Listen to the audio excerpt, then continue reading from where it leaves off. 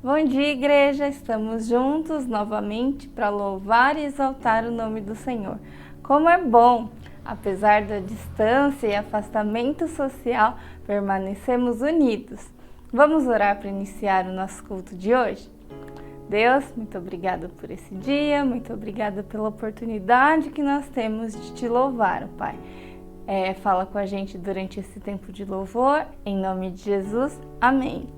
Gostaria de ler com os irmãos um texto que está lá no livro de Salmos, capítulo 77, versículos de 13 a 19. Ó Deus, tudo que fazes é santo. Não há Deus que seja tão grande como o nosso Deus. Tu és o Deus que faz milagres. Tu tens mostrado o teu poder entre as nações. Pela tua força salvaste o teu povo, os descendentes de Jacó e de José. Ó Deus, quando as águas te viram, ficaram com medo. As águas profundas do mar tremeram. As nuvens derramaram chuva. Houve trovoadas nas alturas. Os relâmpagos riscaram o céu em todas as direções. O estrondo dos teus trovões se espalhou por toda parte. Os relâmpagos iluminaram o mundo inteiro e a terra foi sacudida e tremeu. Tu andaste pelo meio do mar. Abriste caminho no oceano profundo, mas ninguém viu as marcas dos teus pés. Deus fez muitos milagres na Bíblia. Os milagres servem para nos ajudar a crer em Deus. Deus ainda faz milagres hoje. Deus não muda. Ele tem poder sobre tudo o que existe. Deus faz o possível e o impossível. Se crermos, Ele pode fazer milagres, mas a nossa incredulidade nos impede de ver os milagres acontecendo. Muitas vezes vivemos atrás de milagres grandiosos e extraordinários, iguais aos que aconteceram na Bíblia, e nos esquecemos que todos os dias vivemos milagres. Acordar, respirar, ter o nosso corpo funcionando perfeitamente, ter os nossos queridos ao lado, principalmente nesse tempo em que estamos vivendo, estamos vivenciando os milagres de Deus.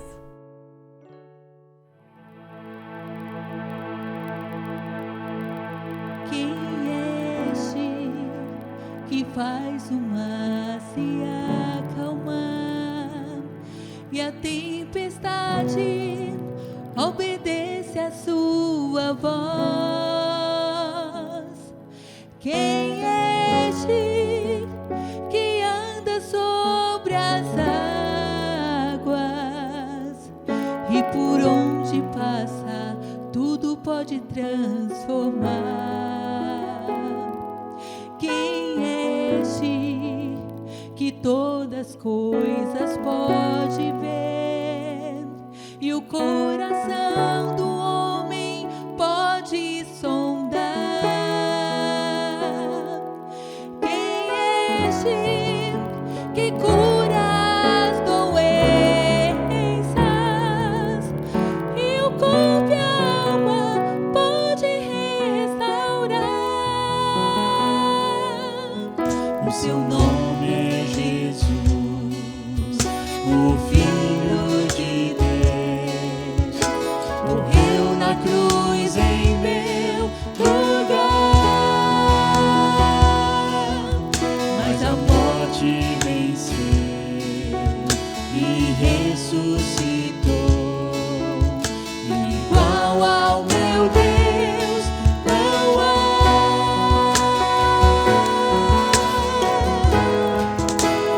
O meu Deus é o Deus de milagres.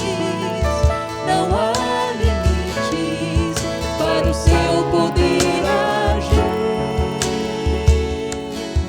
Realiza o impossível, para Ele nada é tão difícil.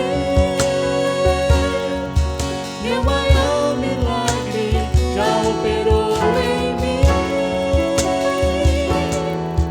E o maior milagre quer operar em ti.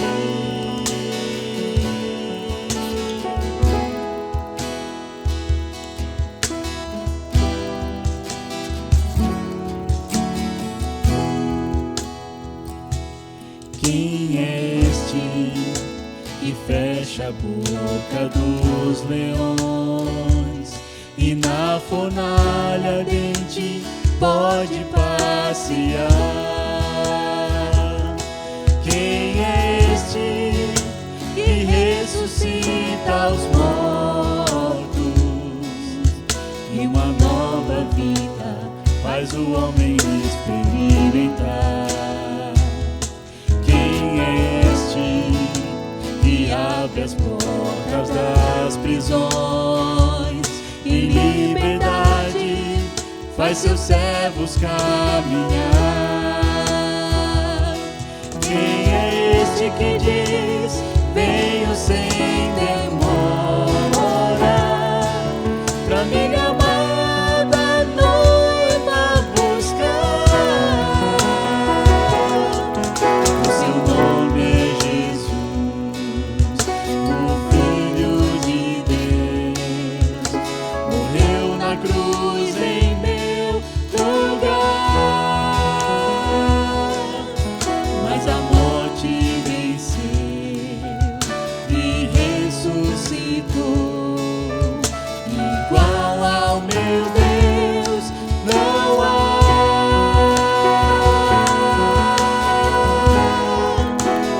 O meu Deus é um Deus de milagres, não há limites para o seu poder agir.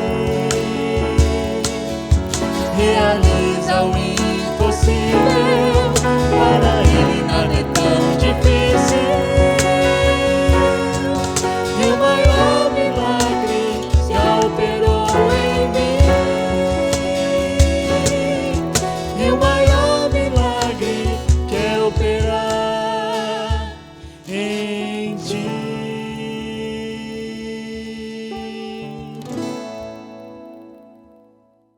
E muitas vezes nos faltam palavras para dizer, louvar e engrandecer esse Deus maravilhoso, mas Deus conhece o mais íntimo do seu coração. Louve ao Senhor com palavras, com a sua voz, com a sua vida.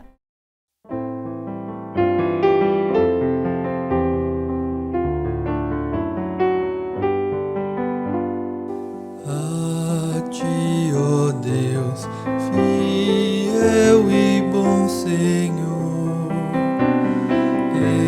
eterno Pai, supremo benfeitor,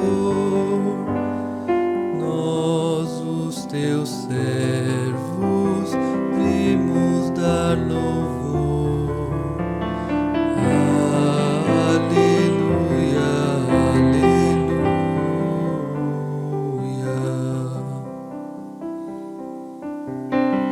A ti, Deus Filho, Salvador Jesus, da graça fonte, da verdade a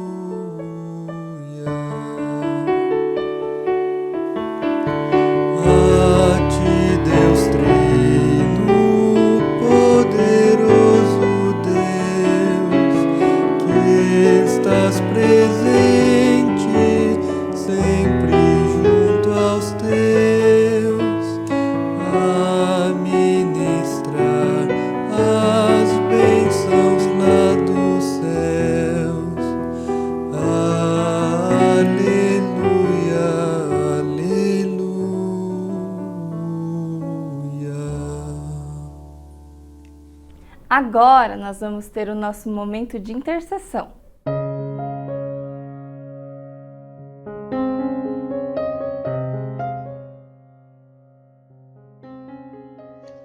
Bom dia, irmãos. Que a paz do Senhor esteja com todos. Vamos nesse momento nos colocar diante de Deus com o nosso coração contrito, nosso coração colocado diante do altar do Senhor, com os motivos de gratidão da nossa irmã Harumi, seu amigo que já está curado. Louvado seja o seu nome. Que o Senhor esteja sempre, ó Deus, fortalecendo os teus servos. Que a Harumi seja sempre, ó Deus, um instrumento nas tuas mãos. Seja um canal de bênção na vida das pessoas. Que ela possa, Pai, estar sempre disposta, Senhor, a te servir por onde quer que ela passe, Deus. Nós também pedimos, ó Deus, agora pela nossa irmã Liz, que o Senhor fortaleça ela na fé, que o Senhor restabeleça, Senhor, os ânimos, dê forças a ela, Senhor, para continuar firme em teus caminhos, para que ela não desanime, que ela seja fortalecida no Senhor, na força do seu grande poder, Pai. A Patrícia também, ó Deus, que havia pedido, Senhor, por familiares que passaram por cirurgia, familiares que estavam com Covid também, que o Senhor esteja, Pai, abençoando a restauração, Senhor, dessa cirurgia, que o Senhor esteja, Pai, cuidando, Senhor, dessa família que está com Covid. Senhor, cuida da tua serva Patrícia, familiares dela também, que ela seja sempre instrumento nas tuas mãos, que ela possa realmente, ó Deus, falar de ti, levar uma palavra de consolo para as pessoas que cercam ela, Senhor. Nós também, junto com a nossa irmã Doris, oramos pela cura, Senhor, da missionária que ela conhece, que estava enferma, que o Senhor esteja, Pai, derramando sobre ela a tua cura, e que o Senhor abençoe a Doris também, que ela seja, ó Deus, um instrumento nas tuas mãos, para que a sua vontade prevaleça sobre a vida dela, que todas as pessoas que fazem parte do contexto de vida dela sejam grandemente abençoadas, Pai. Que o Senhor tenha misericórdia, Senhor, da África, que o Senhor coloque as tuas mãos sobre aquele país, aquele povo que necessita tanto da tua misericórdia, do teu amparo, Deus. Em nome de Jesus, esteja também, ó Pai, com a nossa irmã Rosa, que ela seja um instrumento nas tuas mãos, em relação aos familiares que ela conhece, que faleceu, Pai, um ente querido por Covid, que o Senhor esteja usando a vida dela, Senhor, para levar uma palavra de consolo, uma palavra de amor para essas famílias enlutadas, ó Pai. E a Mirella também pede pela cura, sobrinho de uma amiga, passou por cirurgia, que agora está aguardando o resultado dos exames, que tudo seja para a honra e glória do teu nome, Senhor. Usa a vida dela para que o seu nome seja sempre conhecido, sempre engrandecido, Pai. Tudo isso nós pedimos, ó Deus. Também coloco diante do Senhor o retorno às aulas das escolas públicas, que o Senhor esteja guardando a vida dos professores, a vida dos diretores, todas as pessoas que trabalham nas escolas sejam protegidas pelo Senhor, Pai. E que o Senhor cuide também das crianças, Pai, que eles estão tão ansiosos para voltar. Que o Senhor esteja abençoando a vida de cada um deles, que eles sejam realmente, Deus, protegidos pelo Senhor, Pai. Tudo isso nós pedimos e também agradecemos. O nosso coração colocado diante do Senhor. Em nome de Jesus. Amém.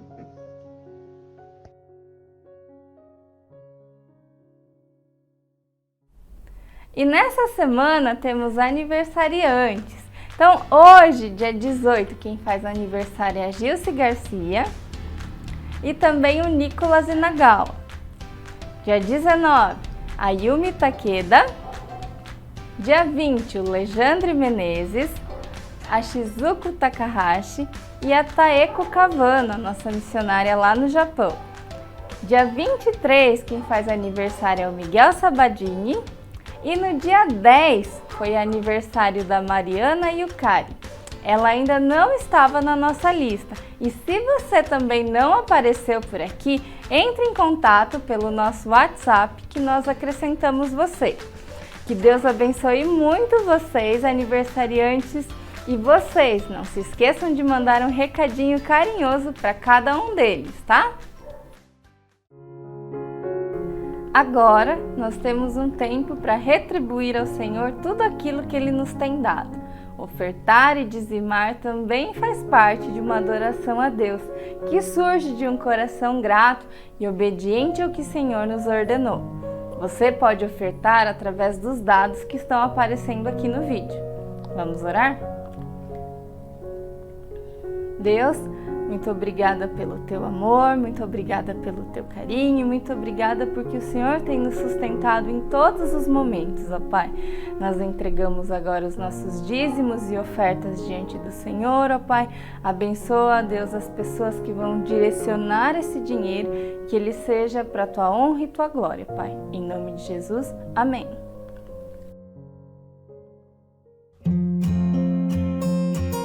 Olá! Preste atenção nos avisos dessa semana.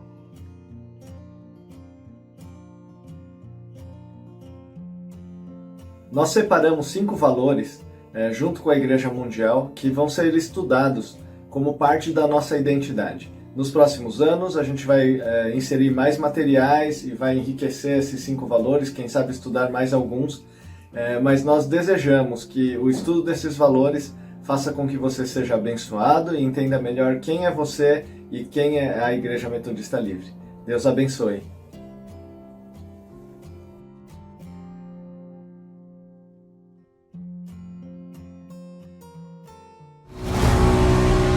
Há uma grande história de Deus cumprindo o seu propósito, para que um grande povo de bênção esteja dentro de cada etnia da terra.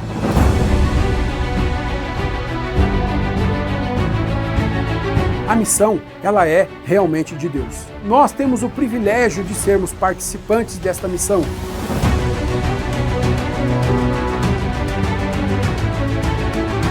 Ser o centro de gravidade do cristianismo não significa mais que nós seremos os que vão exportar livros de teologia ou a música cristã, mas que agora a responsabilidade de fazermos missões, de levarmos a palavra de Deus para todos os povos não alcançados, é nossa.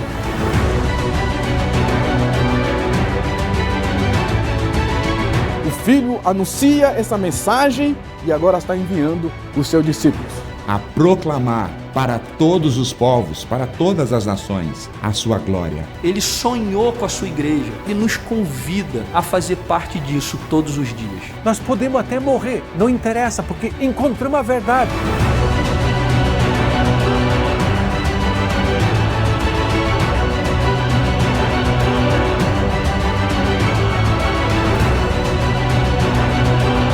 Deus está cumprindo a missão dele. E a gente está, nesse exato momento histórico, fazendo parte de tudo isso. O ponto é se a razão das nossas vidas, das nossas famílias, das nossas decisões, estão participantes desse privilégio imensurável, não dado aos anjos, deste propósito de Deus de redimir as nações para si.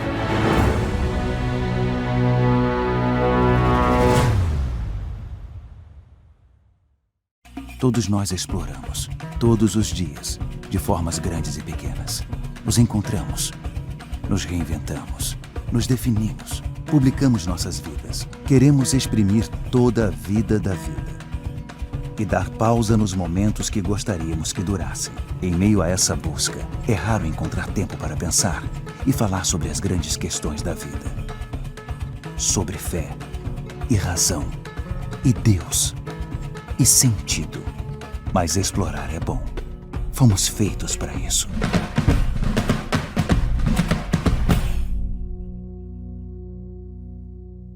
Você já parou para pensar nas questões importantes da vida? E os seus amigos? O curso Alpha vai te ajudar a apresentar a razão da sua esperança de uma maneira leve e ao mesmo tempo profunda. Em agosto, vamos iniciar o curso com duração de 12 encontros, aberto para cristãos e não cristãos, sem custo nenhum. Queremos que você ore por 2 coisas até o final desse mês. Primeiro, pela realização do curso e pela ação de Deus por meio dele. Segundo, por 3 amigos ou conhecidos seus que ainda não conhecem Jesus, para que Deus os prepare para serem convidados. Em breve teremos mais informações sobre como participar. Por hoje é só. Obrigado e boa semana! Não adore simplesmente pelo que ele pode fazer. Ele pode fazer muitas coisas. Adore pelo que ele é. Ele é santo, poderoso, digno de todo louvor.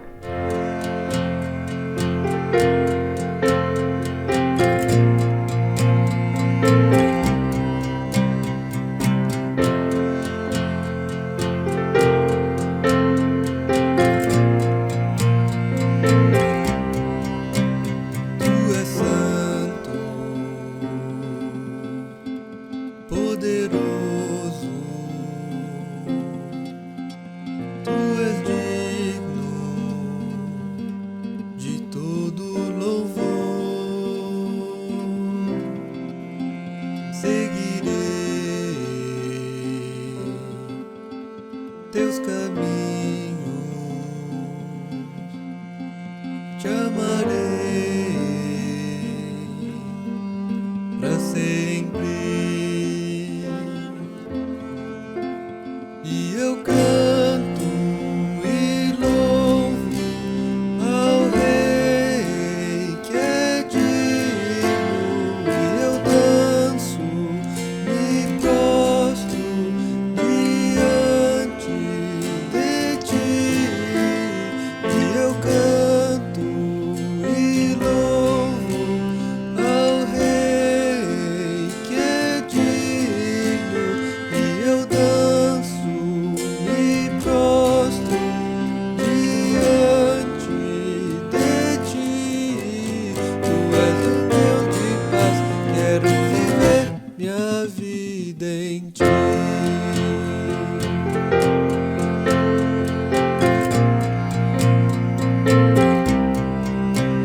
Tu és santo, poderoso, tu és digno de todo louvor. Seguirei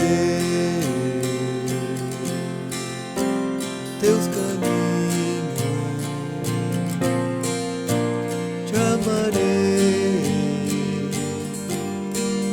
para sempre.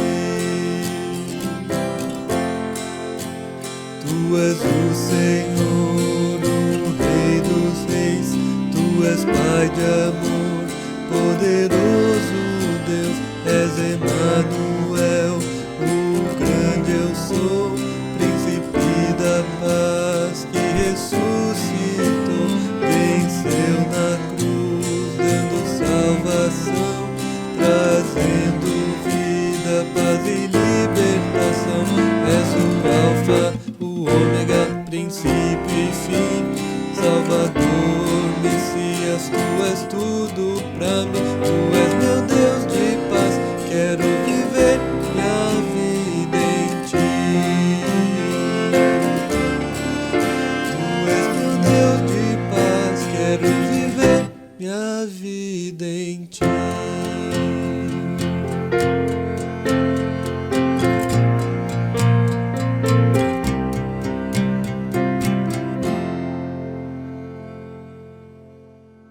E aguardamos o dia em que o Senhor seja exaltado por toda a eternidade.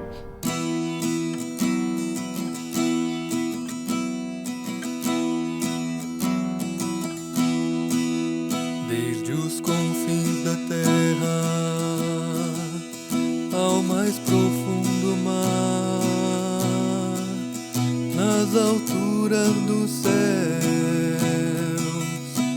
louvado és dentro dos corações, em meio a um clamor, nasce esta canção, e os povos cantam por toda a eternidade. Tu serás adorado, grande Deus.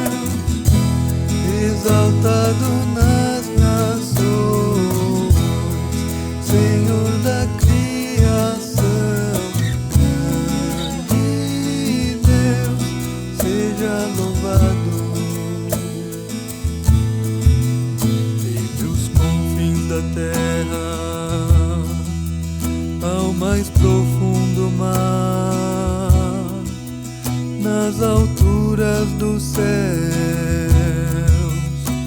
louvado é dentro dos corações,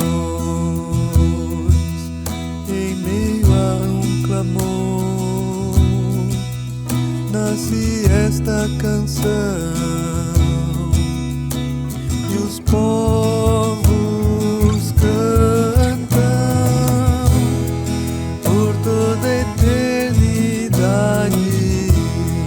Tu serás adorado, grande Deus,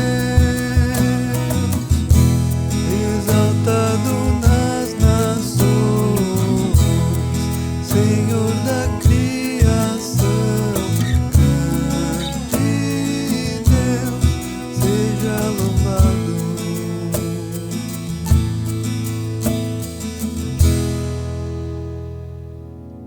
Estamos encerrando o nosso momento de louvor. Vamos ter agora um tempo de mensagem. Vamos orar? Deus, muito obrigada por esse tempo de louvor que nós tivemos, ó Pai. Que os nossos ouvidos, Deus, nossos corações estejam atentos para aquilo que o Senhor tem para a gente nessa manhã, Pai. Em nome de Jesus, amém. Bom dia, queridos irmãos e irmãs. Meu desejo é que a graça que nos transforma tanto e que a paz que acalma os nossos corações e ajuda nossas mentes a se concentrarem, que essa graça e essa paz do Senhor Jesus estejam com todos nós nessa manhã. A reflexão que eu gostaria de trazer para vocês hoje é sobre visita, que tem a ver com hospitalidade, que parece que nesses tempos de pandemia tem ficado um pouquinho mais difícil da gente exercitar. Mas a reflexão é sobre a visita, a natureza dessa visita que acontece lá em Gênesis 18. Então eu queria ler com vocês Gênesis 18, apenas o versículo 10, que diz assim: Então disse o Senhor, eu voltarei a você na primavera, e Sara, a sua mulher, terá um filho. Sara escutava a entrada da tenda atrás dele. Vou repetir. Então disse o Senhor, voltarei a você na primavera, e Sara, sua mulher, terá um filho. Imagino que muitos de vocês saibam qual é o contexto dessa frase. É Deus conversando com Abraão, já bastante idoso, e nessa conversa, nesse diálogo, Deus fala que vai dar um filho, então, a Abraão e a Sara. O contexto dessa visita, só para a gente lembrar, a gente percebe que são 3 figuras que aparecem, a Abraão e a Sara. São homens e alguns estudiosos se referem até à Trindade, né? Parece que é uma representação de Deus Pai, de Deus Filho e Deus Espírito Santo. E esses anjos, e a presença de Deus, essa epifania, aparece a Abraão. De uma forma simples, né? Eles chegam, Abraão pede para eles ficarem, tomam água, comem um novilho, assam pães. Uma visita simples, uma visita até despretensiosa, discreta.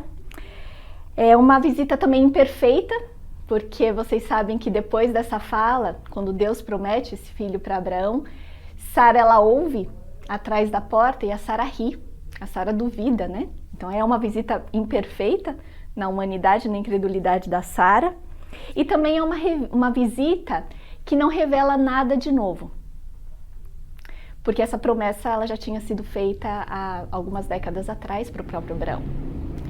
Então a gente vai ver esses 3 aspectos primeiro, e mais para frente eu vou colocar um outro 4º aspecto.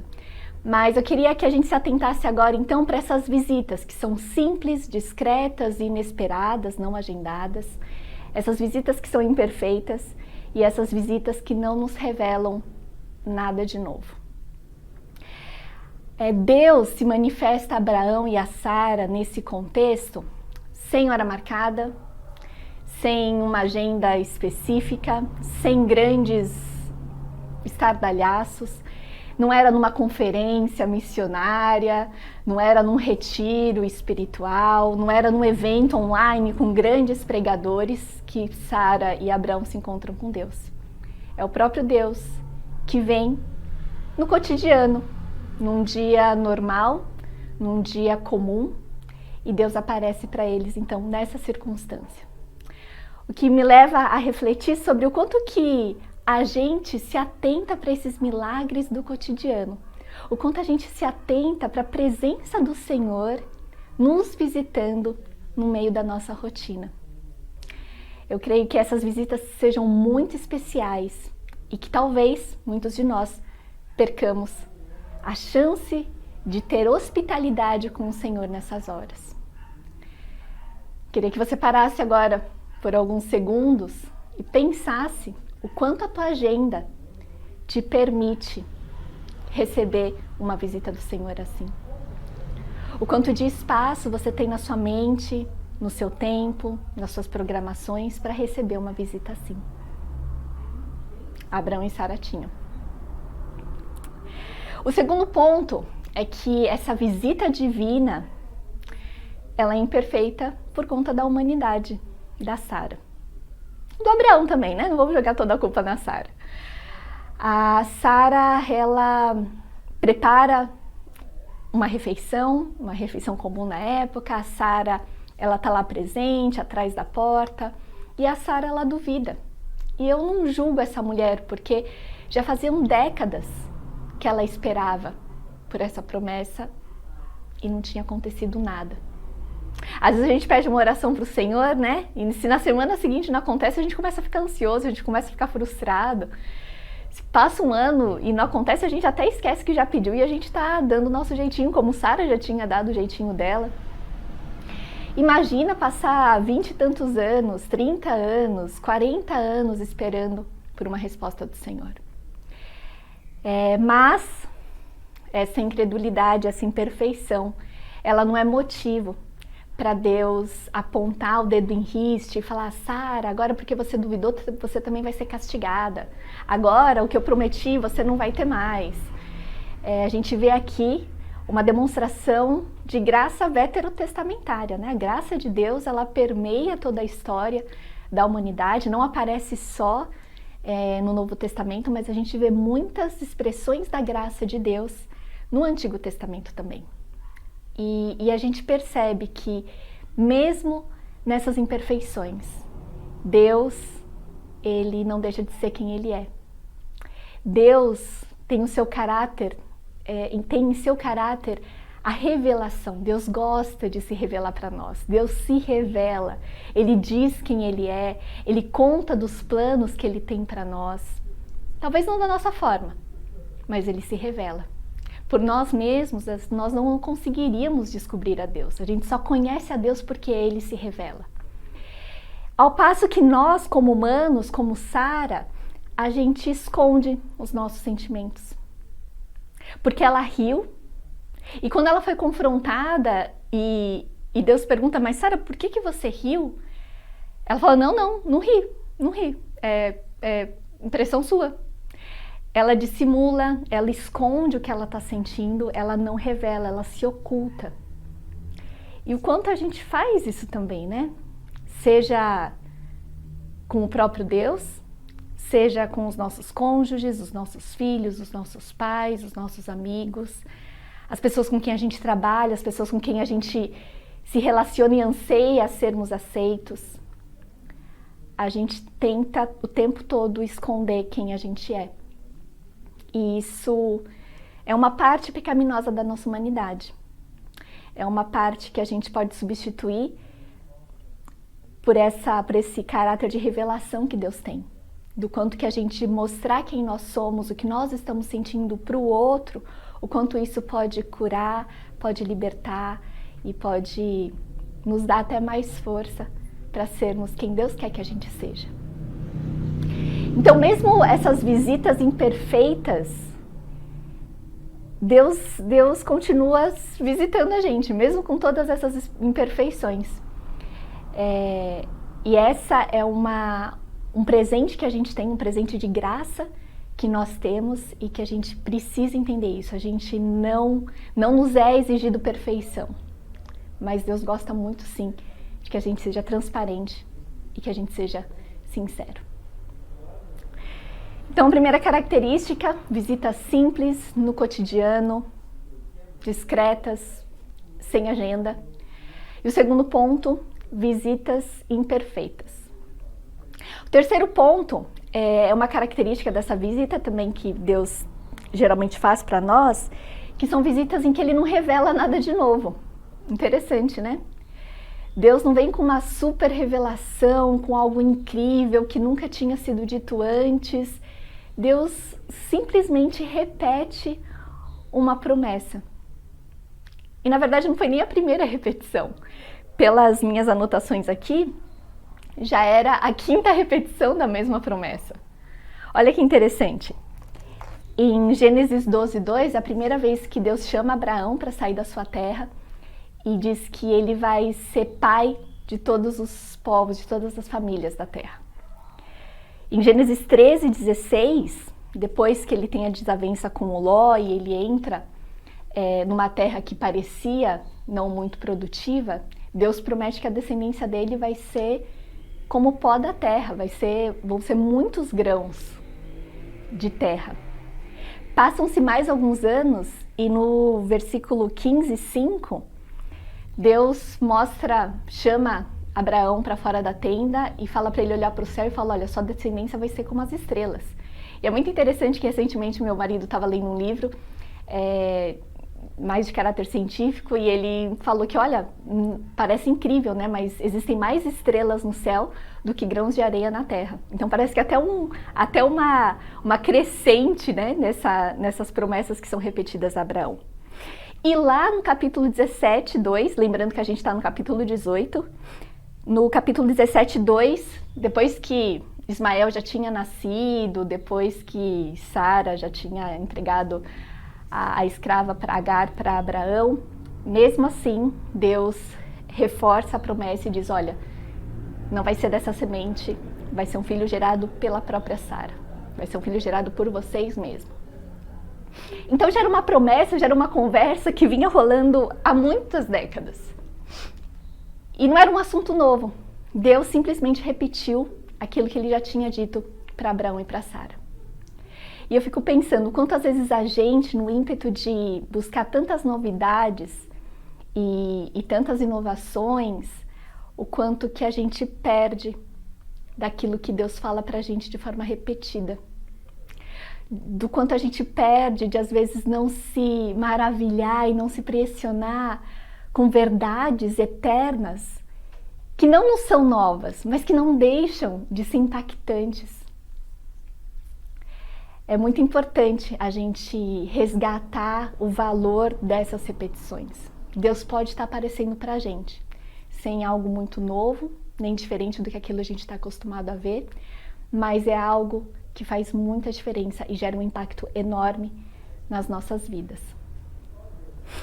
E pode ser então que nesse mês que a igreja está pensando sobre missões, talvez você esteja assistindo aos cultos de forma despretensiosa, talvez no automático, é o que a gente sempre faz aos domingos. Pode ser que você não esteja esperando uma visita do Senhor de uma forma tão impactante.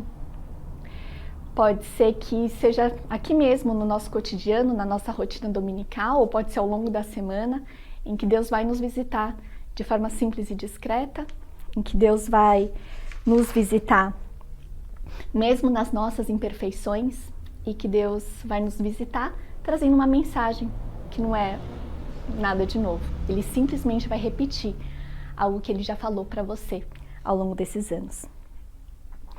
E agora que a gente chegou até o capítulo 12 de Gênesis, aqui é um marco importante na história da humanidade.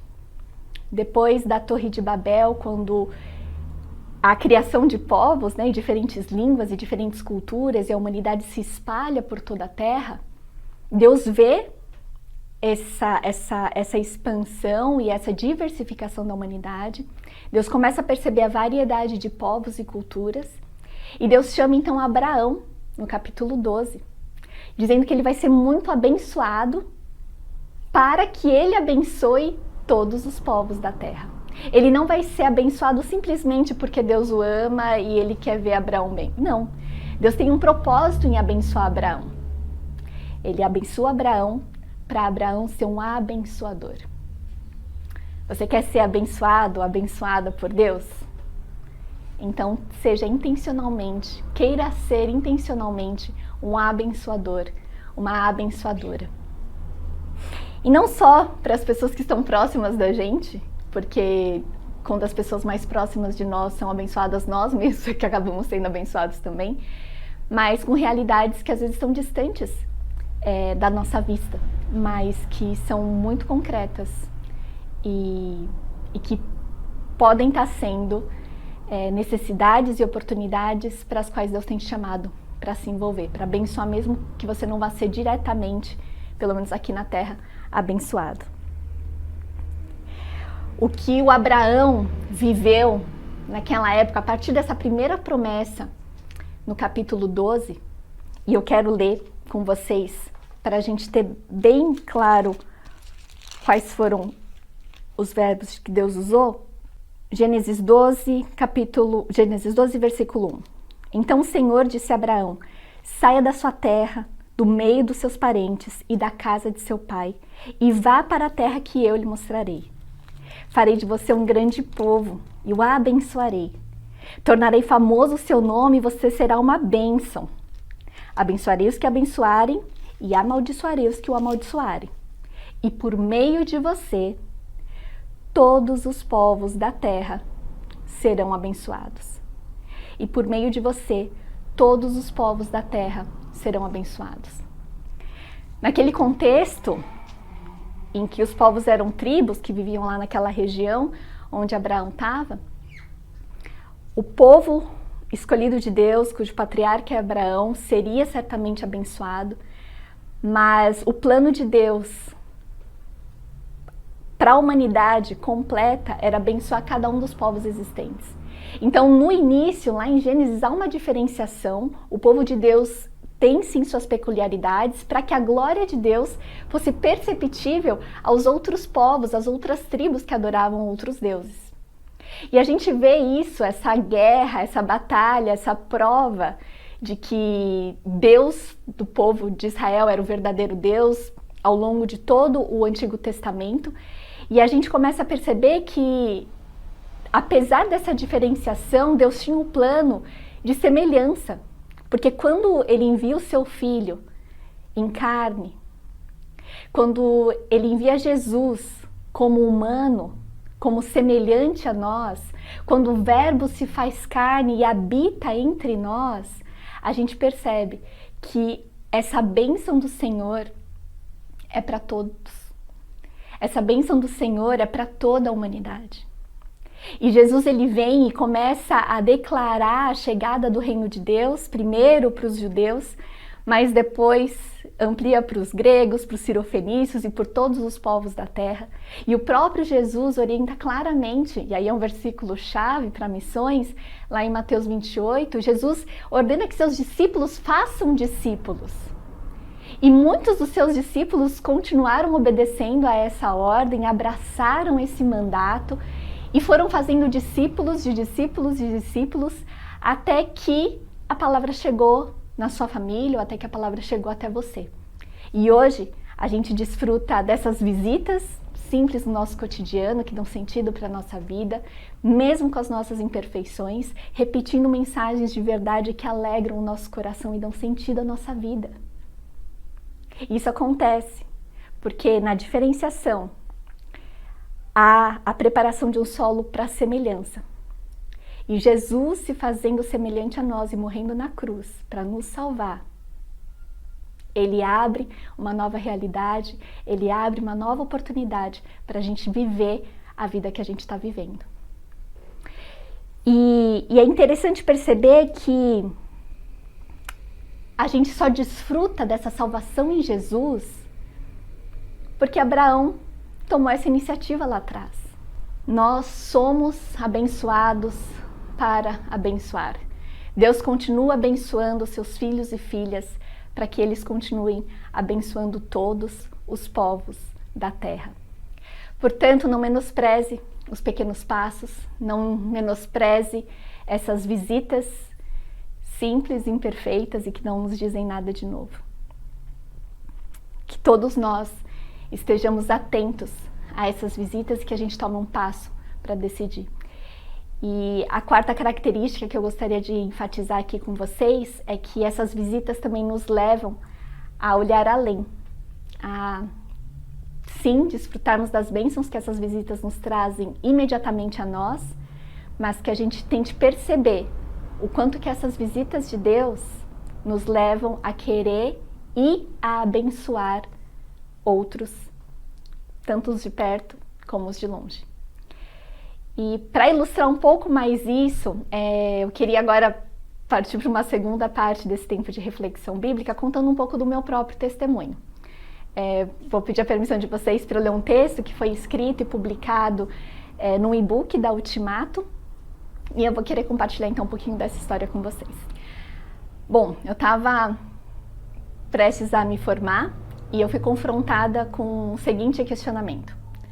A gente está entendendo, Deus precisa do seu dinheiro para manter os missionários no campo. É isso mesmo? É do seu dinheiro que Deus precisa?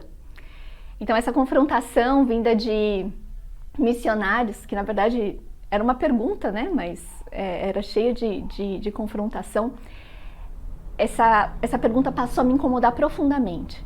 Eu estava prestes a me formar, como eu já disse, tinha ótimas oportunidades no mercado de trabalho, e para mim a lógica era óbvia. De um lado eu tinha a opção de usar os meus dons e talentos para ganhar dinheiro, já trabalhando em consultoria, e sustentar vários missionários no campo, e do outro lado teria só eu, uma única pessoa, indo para o campo. E isso eu não precisava nem entrar no mérito de todas as minhas limitações, as minhas falhas, os pecados, porque, convenhamos, né, numericamente já fazia sentido eu ficar, era melhor que mais pessoas estivessem lá do que eu indo e parar de sustentar esses missionários que eu já estava sustentando. Mas a matemática de Deus parece que ela vai muito além dos nossos tão elevados pensamentos. Essa confrontação, esse incômodo foi crescendo, era óbvio que Deus não precisava do meu dinheiro. E o tempo foi passando e eu fui me deparando com uma crise de identidade, uma crise de vocação. Comecei a me perguntar quem eu sou, para que eu sirvo, qual que é o meu papel nesse mundo, será que é só sustentar missões financeiramente? E se for, é para continuar fazendo o que eu já estou fazendo, é para fazer algo diferente? E diante de todos esses questionamentos, talvez sim, talvez seja isso mesmo, era uma resposta tão sincera como talvez não, talvez seja algo diferente. E aí como decidi? Naquela época, no auge dos meus 20 e pouquinhos anos, eu decidi fazer um mochilão de volta ao mundo por um ano. Então eu juntei as economias, eu me conectei com algumas pessoas, escolhi alguns países, consegui a aprovação dos meus pais. E aí eu pedi uma licença no trabalho e coloquei o pé no mundo com a seguinte questão na mochila. Qual que é o propósito da minha vida? E nessa caminhada chegou uma hora que eu desisti dos meus monólogos com pretensão de serem orações e a palavra de Deus prevaleceu. Foi lá em João 10:10, quando Jesus diz que eu vim para que tenham a vida e a tenham em abundância. Quando esse versículo marcou meu coração, eu falei, é isso, Jesus, eu quero essa vida em abundância, eu quero viver de forma abundante. E era essa a primeira pista que Deus estava me dando. E é bom frisar, principalmente para os jovens, né, que não era uma abundância no sentido de ser uma vida cheia de aventuras, de experiências radicais, porque eu estava no meio de um mochilão de volta ao mundo, estava sozinha com as mochilas nas costas e ficava muito evidente que essa vida abundante em João 10:10 ia muito além de todas as culturas que eu estava experimentando e de todas as aventuras que eu estava vivendo. Nessa viagem, eu visitei obreiros de Deus pelo mundo, eu conheci realidades missionárias muito mais humanas do que eu pensava. E por isso mesmo, muito mais divinas. Aquela vida missionária, mistificada, de crentes endeusados e superpoderosos, essa visão mistificada deu lugar a uma admiração mais genuína e um temor mais reverente ao Deus que, de fato, é quem faz a obra. E da mesma forma que eu fui surpreendida por Deus agindo no natural, o sobrenatural me arrebatou. Não, eu não vi milagres de cura, não tive visões, sonhos sobrenaturais, eu nem ouvi voz do além, mas eu vi uma transformação sobrenatural dentro de mim mesma. Aquela transformação que ser humano nenhum pode fazer. Foi uma mudança drástica de valores. Aquilo que eu tinha, né, de status, reconhecimento das pessoas, dinheiro, viagens, tudo o que era tão desejado por mim foi perdendo a graça. E a abundância de vida passava por estar onde Deus estivesse trabalhando e atuando. E mais especificamente, onde Ele estivesse trabalhando e onde a igreja não estivesse presente. E aí eu vou contar o porquê, né, desse detalhe de onde a igreja não estivesse presente. Nessa viagem também houve sim, né, experiências sobrenaturais no sentido de conhecer povos sem nenhuma presença cristã e ter um momento em que você olha bem no fundo dos olhos de alguém e essa pessoa não faz a mínima ideia de quem Jesus seja. E você sabe que esse alguém, que essa pessoa vai morrer antes que uma Bíblia chegue nas mãos dela. Quando você se identifica com essa pessoa como criatura, feita à imagem e semelhança de Deus, de carne e osso, com família, com vontades, com sonhos. E quando você lembra do imenso amor que Deus tem por essa pessoa e como você percebe que ela se torna inimiga de Deus ao se render a outros deuses. É uma verdade dura, mas é uma verdade que não deve ser ignorada. E você olha tudo isso olhando para uma muçulmana, por exemplo, e vê que ninguém está lá para avisar essa muçulmana dessa tragédia. E aí você vê um monte de desconexão e injustiça e de recursos não sendo justamente utilizados. Bom, provavelmente você viria um milagre acontecendo no seu coração ao viver experiências como essa. O sobrenatural naquela viagem de volta ao mundo não veio em sonhos e visões, veio transformando o íntimo do meu ser. Eu tive acesso à palavra de Deus no Brasil porque milhares de missionários foram enviados para cá, e dentre os quais muitos deles foram martirizados. Algumas das pessoas com quem me encontrei nessa viagem de volta ao mundo tinham recebido pouquíssimos ou nenhum missionário entre o seu povo. Muitos diziam que eles eram resistentes ao evangelho, que não adiantava pregar porque eles não gostam de Jesus e é por isso que eles vivem do jeito que vivem. Mas como é que você pode falar que alguém é resistente se ela não teve nem a oportunidade de entrar em contato com essa verdade? Como é que ela pode rejeitar algo que nem lhe foi apresentado? Povos resistentes começaram a não fazer tanto sentido para mim.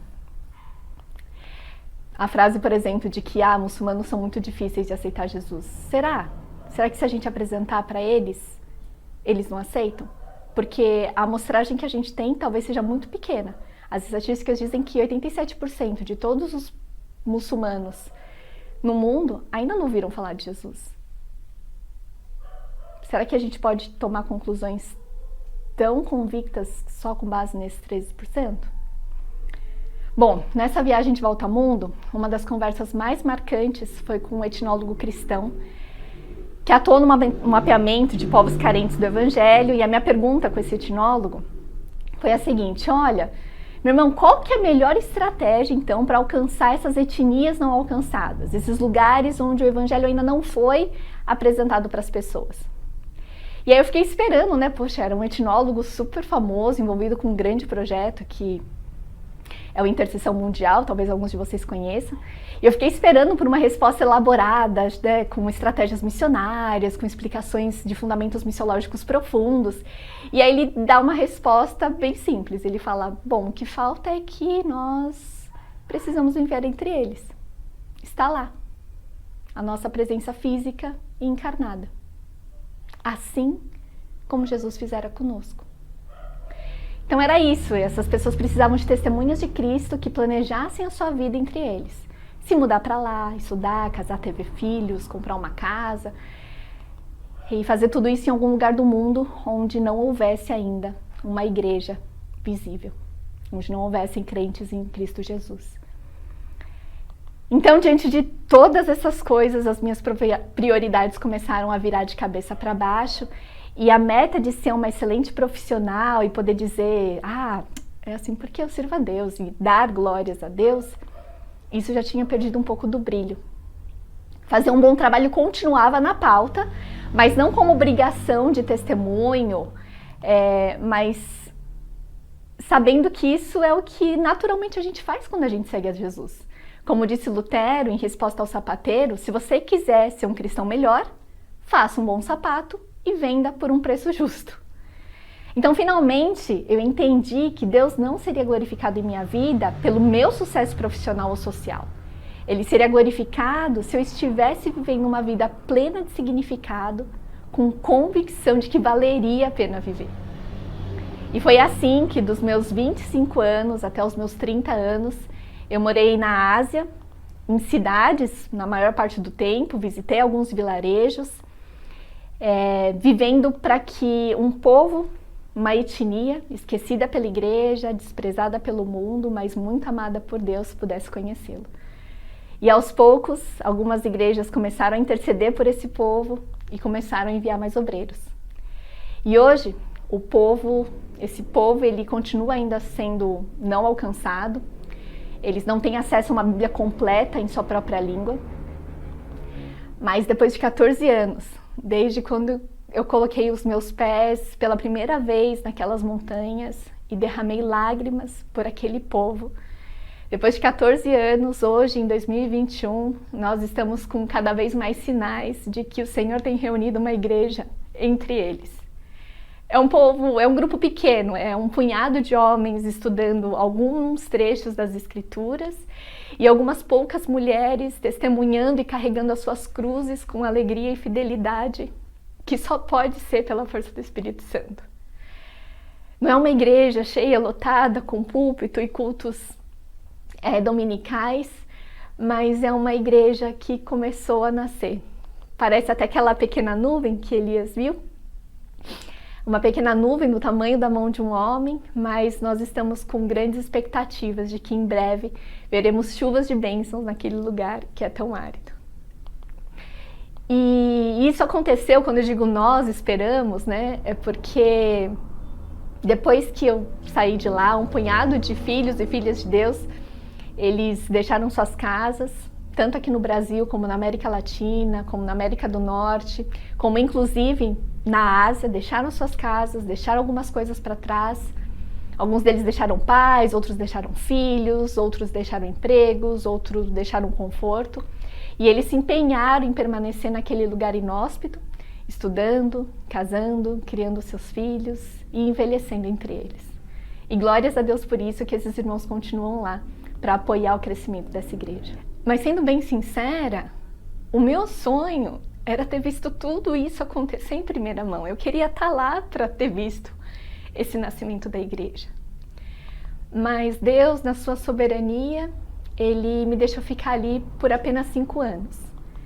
E foi muito difícil aceitar a ordem para voltar. O ID era tão mais seguro, tão mais certo, tão mais confortável. Não tinha problema deixar o meu diploma de administração na USP, uma proposta de promoção numa consultoria em que eu amava, para ir viver algo que teriam recompensas eternas. O ir, ele era mais seguro, eu sabia que tudo isso iria gerar frutos eternos. Agora, ter que voltar para o Brasil, ter que voltar para onde... do lugar onde eu tinha saído, eu não queria. Eu olhava para aqueles 5 anos na Ásia e eu via como se fossem os meus melhores anos, os melhores anos de toda a minha vida. Mesmo com todo o sofrimento, mesmo com todas as dificuldades. E eu não entendia direito o que Deus estava fazendo comigo. Eu fiquei meio revoltada com Deus. Falei, Senhor, como assim? Voltar para o Brasil? Tanta necessidade aqui na Ásia, eu quero ficar. Porque como é que vão ouvir se não há quem pregue, Senhor? E eu tentando educar Deus. Mas buscando andar em obediência, ouvindo a voz de alguns líderes, pessoas que estavam me acompanhando na jornada, eu entendi que era a direção de Deus voltar para cá. E então, buscando andar em obediência, eu saí do campo e, mais forte do que nunca, aquelas perguntas de crise de identidade e crise de vocação voltaram. Quem de fato eu sou? Para que eu sirvo? Qual que é o meu papel nesse mundo?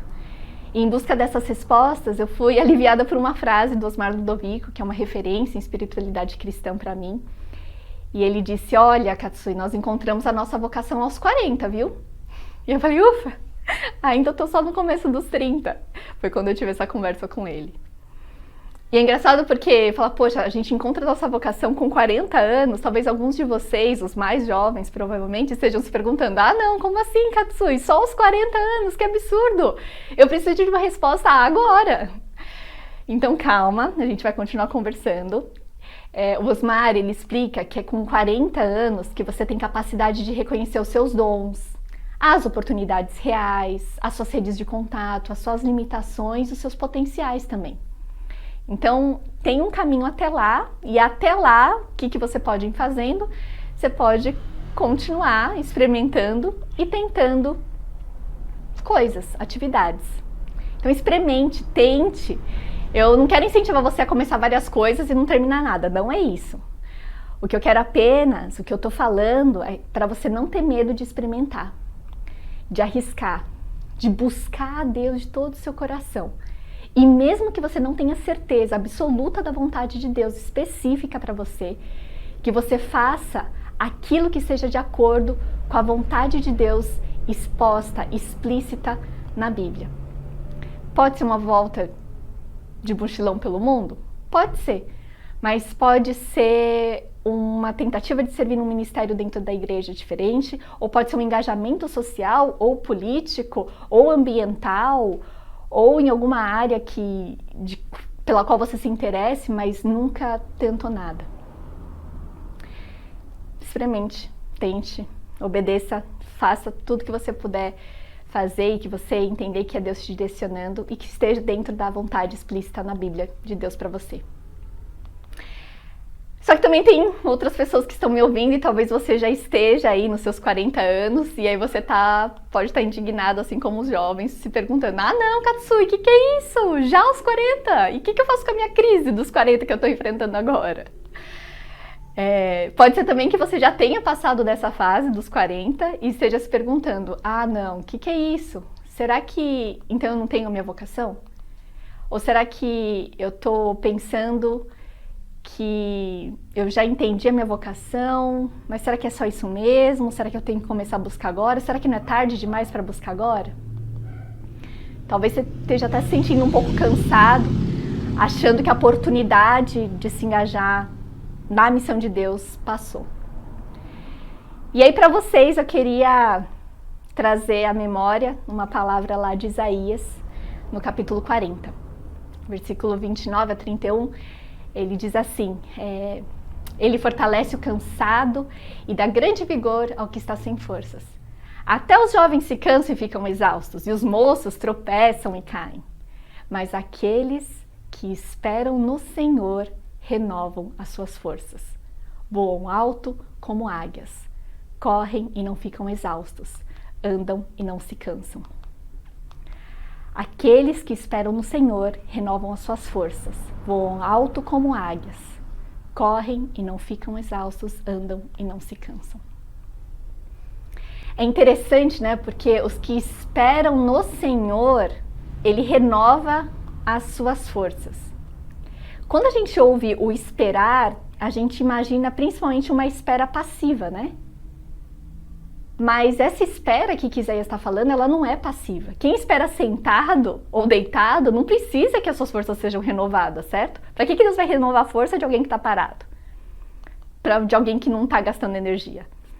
Isaías está falando que essa espera no Senhor é então uma espera ativa, é uma espera em movimento. Talvez você não tenha tanta liberdade como você tinha quando era jovem, mas isso não vai imobilizar você. Parece que esperar no Senhor em movimento é o que nos faz também voar mais alto, voar como águias, para que a gente tenha, né, essa visão mais ampla, de uma outra perspectiva, uma visão mais ampliada do nosso passado e também do nosso futuro. Olhar para as necessidades, oportunidades e de coisas maravilhosas também, olhar para coisas maravilhosas que Deus já tem feito e que a gente nem tem se dado conta. Então, quando a gente espera de forma ativa, Deus renova as nossas forças para que a gente veja ainda mais e que a gente tenha mais consciência disso e que a gente amplie os nossos horizontes. De qualquer forma, vocês que estão se achando mais maduros, vocês têm uma grande vantagem. Por conta da sua experiência e sabedoria, você tem mais ferramentas para entender quem você é, entender isso de forma mais profunda e abraçar a sua identidade. Quando eu saí da Ásia e retornei para o Brasil, novos paradigmas foram quebrados. Eu descobri que a minha identidade não se baseava no que eu fazia, não se baseava no título de missionária. Antes de tudo, eu era filha de um pai onipotente e poderoso. Sem a clara consciência e a prática dessa vocação filial, nem eu, nem você iremos muito longe aos olhos do nosso Pai Celeste. Outro ponto muito essencial e que geralmente é ignorado quando a gente fala de missões é a centralidade da glória de Deus. A gente não vai para um campo missionário por dó das pessoas. A gente não oferta para o missionário porque ele está sofrendo, por dó dele. Nem por obrigação e nem por peso de consciência. A gente age motivado e em busca da glória maravilhosa de Deus. E aí aqui eu queria abrir um parênteses e dar uma dica bem prática que vai levar todos vocês, sejam os mais jovens, que ainda não descobriram a vocação, sejam os que são jovens há mais tempo também. Essa dica vai levar todos vocês a uma reflexão e depois a mais opções práticas. Um dos cursos que me ajudou muito a entender isso que eu estou compartilhando com vocês agora e muitas outras coisas é o curso Perspectivas. Eu tive o privilégio de participar da turma piloto deles aqui no Brasil há mais de 10 anos atrás. E lá no campo eu fiz parte de uma equipe que também tinha sido impactada pelo Perspectivas nos Estados Unidos, que foi onde esse curso surgiu. O Perspectivas ele não é um curso para formar pessoas que queiram viver em tribos, desertos ou selvas, com povos estranhos de outras culturas. Não é isso. O Perspectivas é um curso para expandir a mente e o coração de todo cristão que sabe que vive para um Deus que não é um Deus local, que não é um Deus pequeno, que vive para um Deus que é criador do universo e vê uma realidade que vai muito além dos nossos olhos. Então esse curso, ele vai começar agora em agosto, mês que vem. Ele é todo online, tem um conteúdo riquíssimo, tem mais de 10 professores que dão aula nesse curso e é bastante acessível, é menos de R$300. Pode ser até parcelado em 6 vezes. Então, para você ter mais informações, caso você queira continuar se empenhando em descobrir essa sua vocação e de se envolver no que Deus já tem feito ao redor do mundo, acesse o curso perspectivas.com.br ou então vocês podem falar com a Xênia também, que ela tem mais informações para vocês. Esse curso, o curso Perspectivas, é um dos ministérios no qual eu tenho servido depois que eu voltei aqui para o Brasil, né? E por meio dele, Deus tem despertado muito mais gente para se engajar na missão do próprio Deus, seja indo para os confins da terra, seja permanecendo aqui, mas de forma intencional, vivendo uma vida mais abundante. E hoje, olhando para Deus, para dentro de mim e para as oportunidades que me cercam, eu percebo que faz muito mais sentido agora eu ficar aqui no Brasil para ajudar a enviar outros, usando a experiência missionária que eu tive no campo. Antes, como eu disse, o meu foco era Romanos 10:14. Como é que ouvirão se não houver quem pregue, Senhor? E hoje Deus abriu muito mais os meus olhos para Romanos 10:15, que diz: como pregarão se não forem enviados? E a igreja brasileira, ela ainda está aprendendo a enviar bem os seus obreiros ao campo, sabe? Ela está aprendendo a se sacrificar financeiramente, a honrar a sua palavra de apoio financeiro, está aprendendo a interceder, está aprendendo a ensinar e preparar as pessoas para o campo, está aprendendo a pastorear missionários como irmãos e não como funcionários, e nem também como seres endeusados. A gente, como igreja brasileira, estamos aprendendo a ouvir desabafos sem julgar, estamos aprendendo a cuidar dos filhos dos missionários, estamos aprendendo a entender que missionário também precisa de férias, etc, etc, etc. E algo que parte do meu coração é que é um grande potencial missionário sendo desperdiçado. Há muitos jovens talentosos, com chamados lindos, se perdendo nos valores do mundo, que são muito mais sutis do que sexo, drogas, hedonismo carnal. São valores do mundo que podem ser tipo reconhecimento de outros, estabilidade material, realização profissional. E essa pressão por reconhecimento, estabilidade material, realização profissional pode vir deles mesmos, dos próprios jovens, mas podem vir dos seus pais, das suas famílias. Quando a gente entende a missão de Deus ao redor do mundo, a gente passa a viver de uma forma sacrificial. E talvez os maiores sacrifícios sejam entregar o nosso próprio filho para ser sacrificado, para padecer por Deus, pelos planos de Deus. Então, voltando, depois de buscar essa orientação do Senhor, eu decidi ficar aqui no Brasil, e essa decisão tem a ver de ficar para que muitos outros possam ir. E olha que interessante, né? Parece que novamente eu estou dizendo, é melhor eu ficar porque as outras pessoas podem ir, que nem eu tinha dado aquela desculpa, né? É melhor eu ficar ganhando dinheiro para sustentar meia dúzia de missionários lá fora. Mas você está percebendo a diferença?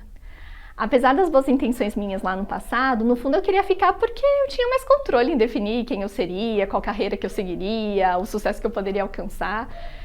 Mas quando eu me lancei no campo, eu me lancei nas mãos de Deus. E a partir daquele momento não era mais eu, mas era Deus que tinha que definir a minha identidade, a minha atuação. Então hoje eu fico, mesmo querendo estar lá fora. Eu fico em obediência.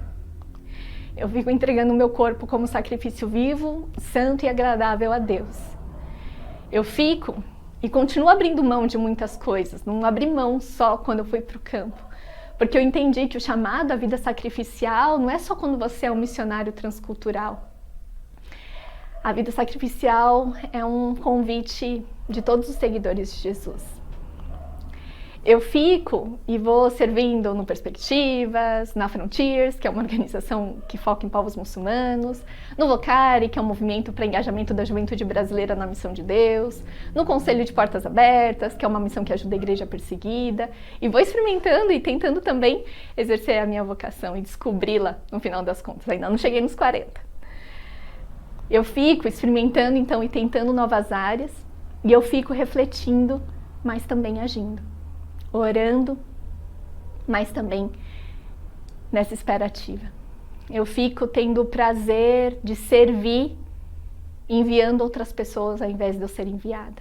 E eu fico, sobretudo, sendo o mais importante, sendo filha de Deus. O que eu sou, o que você é, sempre serão mais importantes do que aquilo que nós fazemos ou de onde nós estamos.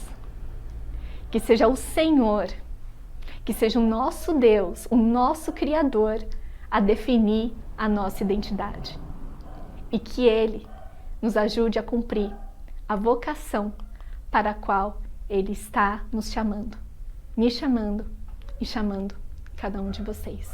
E eu queria recapitular então e lembrá-los de que Deus, por vezes, nos faz visitas que são dentro do nosso cotidiano, visitas simples, às vezes inesperadas, que essas visitas elas contemplam a nossa imperfeição, os nossos medos, as nossas dúvidas, até os nossos erros. Deus não nos exige que sejamos perfeitos antes de falar conosco, e também de que às vezes Ele não vai falar nada, algo de super novo.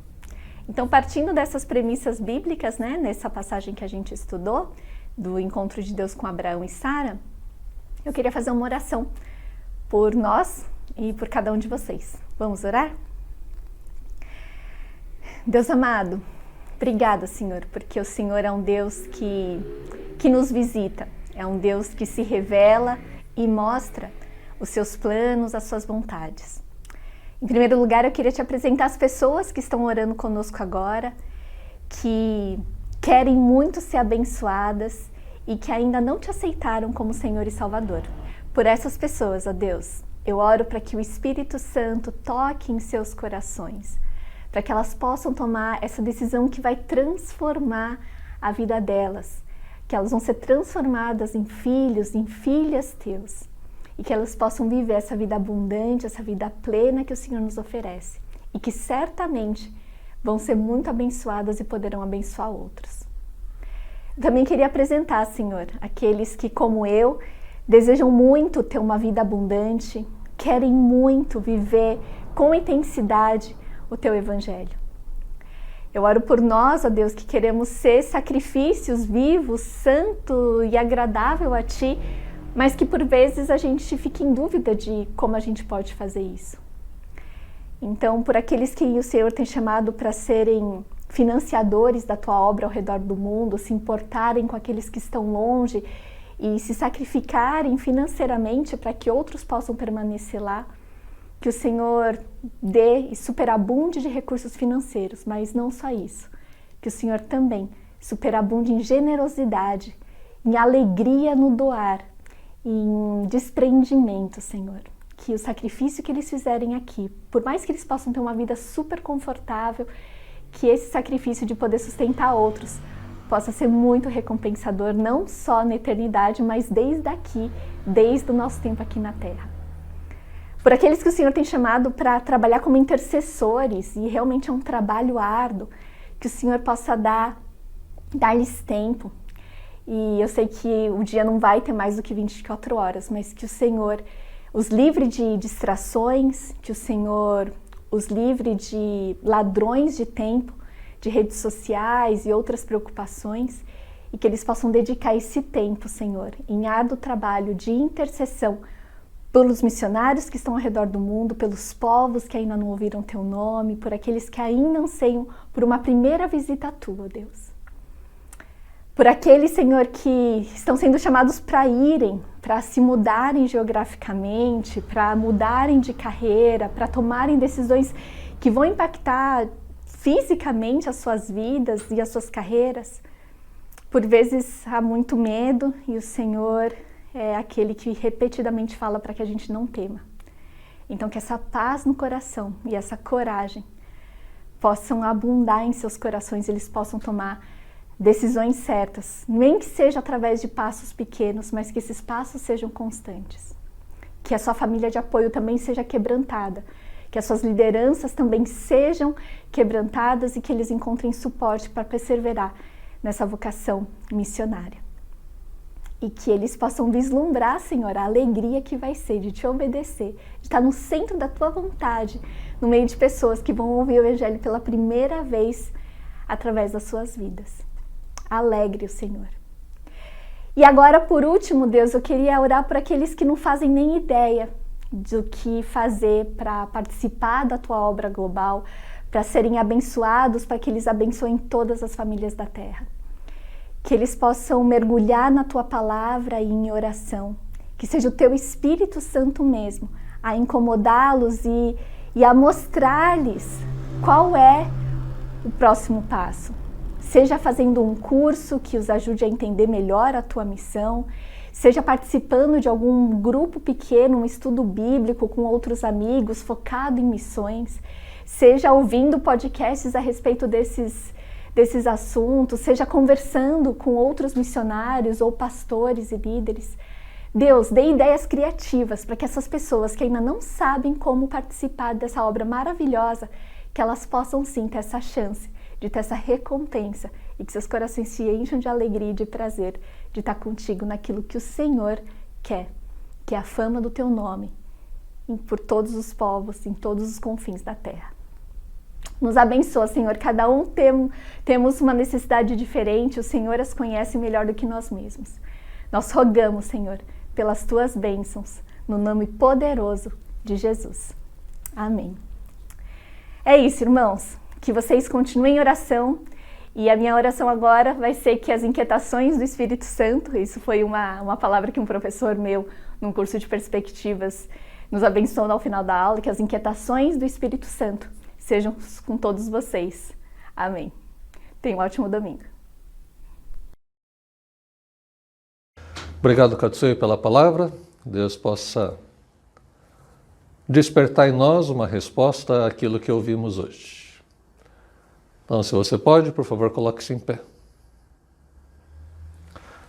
Oramos, Deus, para que a graça do nosso Senhor Jesus Cristo, que o amor tão grande de Deus, o nosso Pai, um amor generoso, desprendido, e que a comunhão, a convicção e o consolo, a capacitação do Espírito Santo estejam sobre você, sua casa, nesses próximos passos que você vai dar em resposta à palavra de Deus, e sejam abençoados.